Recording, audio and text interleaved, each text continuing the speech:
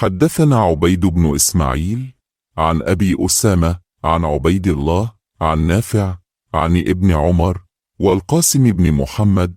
عن عائشة رضي الله عنها أن بلالا كان يؤذن بليل، فقال رسول الله صلى الله عليه وسلم: كلوا واشربوا حتى يؤذن ابن أم مكتوم، فإنه لا يؤذن حتى يطلع الفجر. قال القاسم: ولم يكن بين أذانهما إلا أن يرقذا وينزل ذا.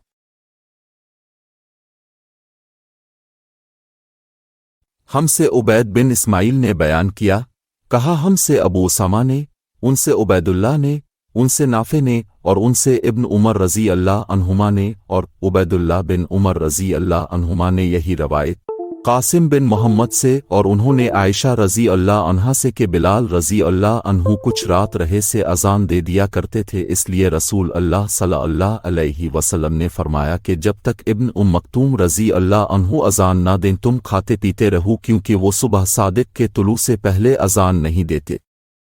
कासिम ने बयान किया कि दोनों बिलाल और इम मक्तूम रज़ी अल्लाह अन्हुमा की अज़ान के दरमियान सिर्फ इतना फासला होता था कि एक चढ़ते तो दूसरे उतरते।